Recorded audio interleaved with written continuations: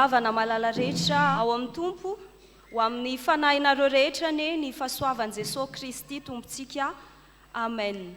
Alahady faharoa ny volana Jolay izay natokany sahan'ny FJKM itrotroana-bavaka ny sampana tanora kristianina.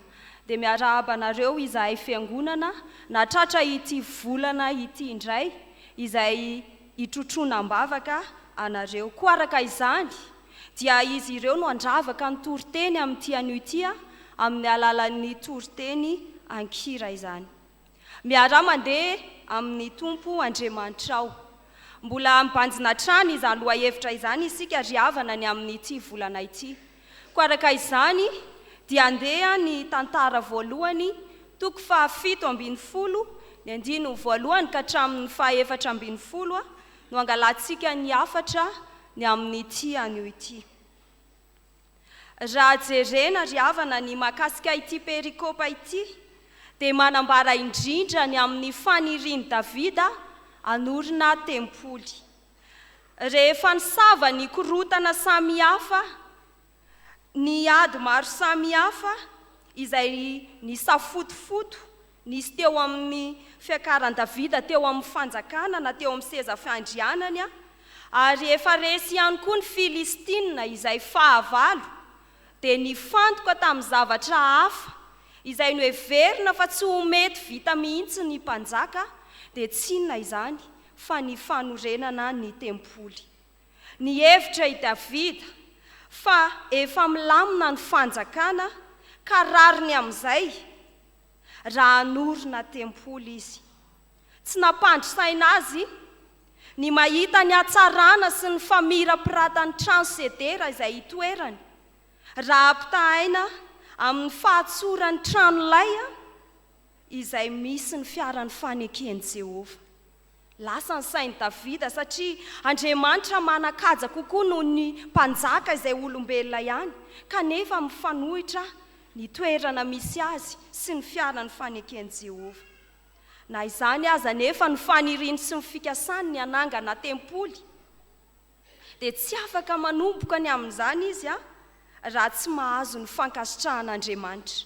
Ka izay indrindra no nahatonga azy nantany any Natana izay mpanolotsaina azy ara-panahy ny amin'ny fanorenana ny tempoly. Dia hita moa fa nanaiky avy hatrany ny Natana ary niteny fa Andriamanitra efa nomba anao. Kanefa tamin'iny alina ihany dia efa niseho tamin'ny Natana Andriamanitra tamin'ny alalan'ny nofy, ka nampitondra hafatra azy mba ho ampitaina amin'ny Davida. Dia ny fandavana ny faniriana sy ny fikasan'i Davida izany ny amin'ny fanorenana ny tempoly. Fa inona ary no anton'izany e? Inona no antony nahatonga an'Andriamanitra tsy nankasitraka ny amin'ny fanirian'i Davida ny hanorina ny tempoly? Satria manana ny fotoany Andriamanitra, manana ny fandaminany Andriamanitra. Ao anatin'izany indrindra ry havana no angalantsika ny hafatra izay manao hoe maneke ny fandaminan'Andriamanitra. Maneke ny fandaminan'Andriamanitra. Eto raha Davida no nikasany hanangana ny tempoly dia tsy nankasitrahan'i Jehovah izany, fa hafa mihitsy ny hevitr'Andriamanitra satria izy ny tompon'ny fandaminana, izy ny tompon'ny fotoana. Ary tao anatin'izany dia tsy nanohatra i Davida fa nanaiky ny fandaminana izay napetrak'Andriamanitra ho sahaniny. Ry havana malala rehetra ao amin'ny tompo. Matetika ihany koa isika, matetika isika eo amin'ny fiainantsika no manana faniriana goavana, ary tsara tokoa ny faniriantsika, ary heverina fa hitondra fivoarana sy fahatsarana izany, izay tahaka ny an'i Davida teto. Ka feno fetanam-po anatanteraka aingana ny asa ka lasa manao tao foana isika, hany ka diso lalana satria mandeha irery, fa tsy mametraka ny fiainantsika eo am-pelatanan'Andriamanitra, tsy manaiky ny fandaminana izay apetrak'Andriamanitra.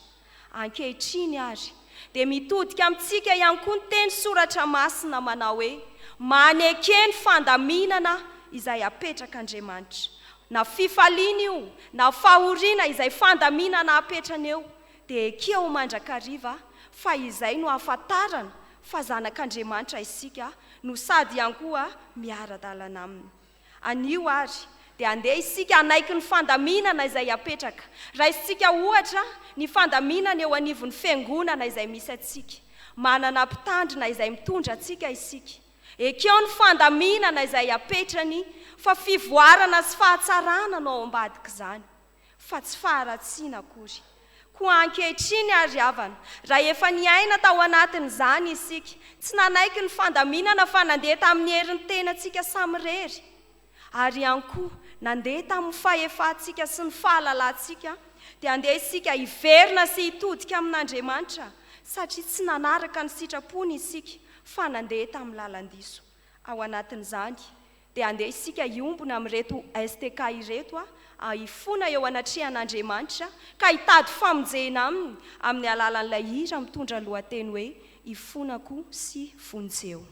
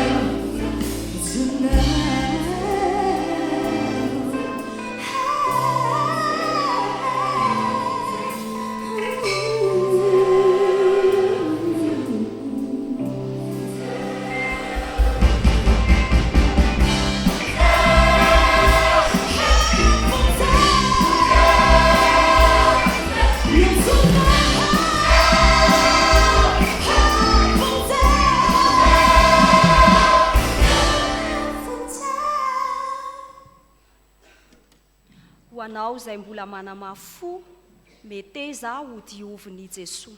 Meteza ianao Jesosy hamafa ny elokay rehetra.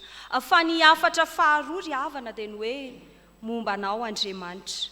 Momba anao Andriamanitra, hitantsika fa nomba ny Davida mandraka riva Andriamanitra tamin'izay rehetra nataony. Na mbola tsy teo amin'ny fanjakana izy, dia efa hita taratra izany fombana sy fitahiana nasehon'Andriamanitra azy izany. Ny hoe momba eto dia midika ho mikarakara, mitahiry, mitantana. Izany hoe Andriamanitra mihitsy no miasy mikarakara ary mitantana sy mandray an-tanana ny mpanompony.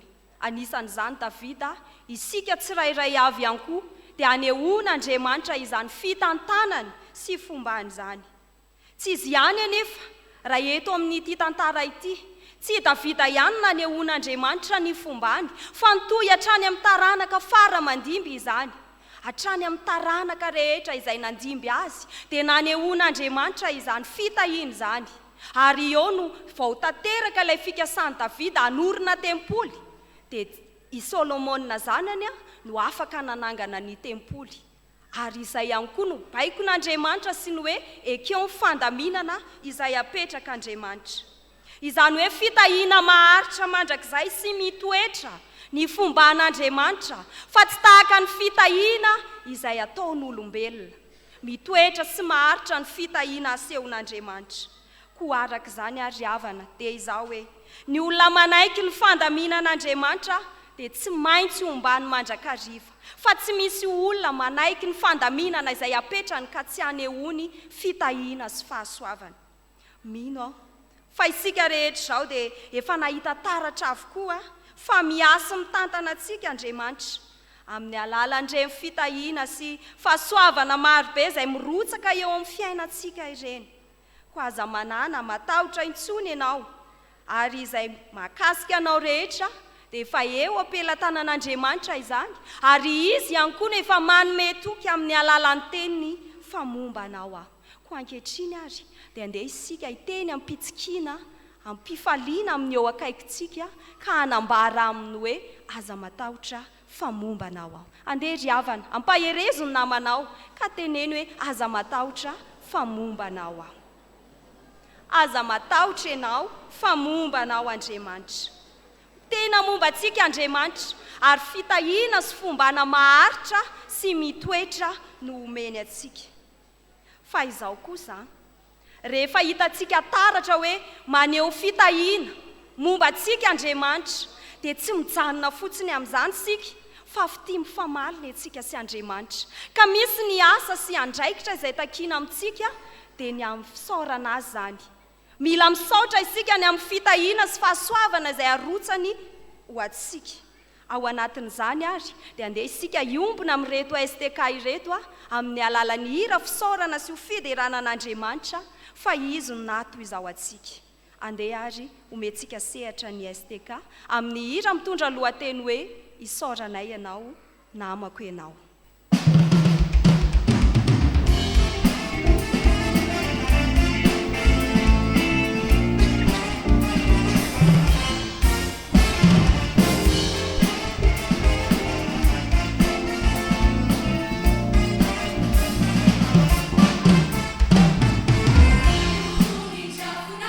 Sorana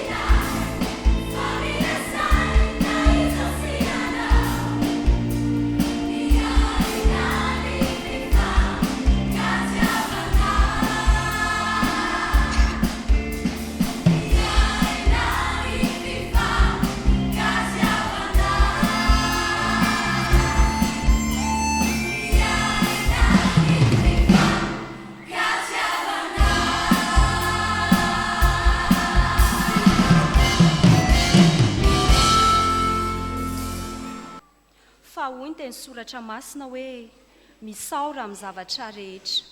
Tsarovy ary fa ny olona izay miara-mandeha amin'ny tompo Andriamanitra dia manana fiainam-pisaorana, mahay maneho fitiavana ihany koa amin'ny hafa tahaka ny tononkira izay efa nambara teo hoe fa tsara tokoa raha izao sy ianao hifampitana ifandray, anandratra firam-baovao feno fifankatiavana. Hiteran'ny tompo izao sy ianao sady hifampitantana, ny ao am-poko mitovy ny aminy anao. Anandratra ny raitsi-to, hitory ny filazantsara amin'ny fofeny fitiavana, ka feno hafaliana tokoa fa manana anao iara-dalana. Miandry antsika ary ny STK iara-dalana amin'izy ireo, amin'ny fitoriana ny filazantsara, anatanteraka ny asa fanompoana ihany koa, satria izany no antom-pahavelomantsika amin'izao andro iainantsika izao. Eto am-pamaranana ary havana, dia izao ny tsarovy hoe afatra roa nambara ho antsika tamin'ity anio ity, dia manekeny fandaminan'Andriamanitra izay miseho eo amin'ny fiainanao. Na mety ho zakanao na tsy ho zakanao fa tsarovy, fa tsy ampitondra zavatra izay tsy zakanao Andriamanitra. Fandaminana hitondra fahasoavana sy fahatsarana ho anao izany. Tahaka izay efa nambara tamin'ny fotoanany ankizy tanora teo hoe izao mahalala ny hevitra izay heverana anao, dia hevitra hitondra fiadanana izany fa tsy loza. Koa raiso fiadanana sy fahasoavana izay fandaminana rehetra miseho apetrak'Andriamanitra eo amin'ny fiainanao, dia ho hitanao tokoa ny fifaliana sy ny fiadanana miaraka aminy. Fa maneke ihany koa ombany sy ho tantanany, fa aza miankina amin'ny heriny tena samirery eo amin'ny fanatanterahana ny asa. Ry fiangonana malala, ry STK,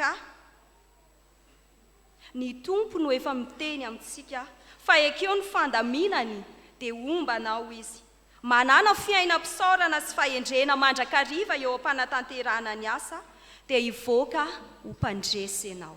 Amaranana izao toriteny ankira izao ary, dia anatanteraka hira telo ny STK, fa ny voninahitra kosa ho an'Andriamanitra irery any. Fahendrena ny foko mankalaza mpandresy aho.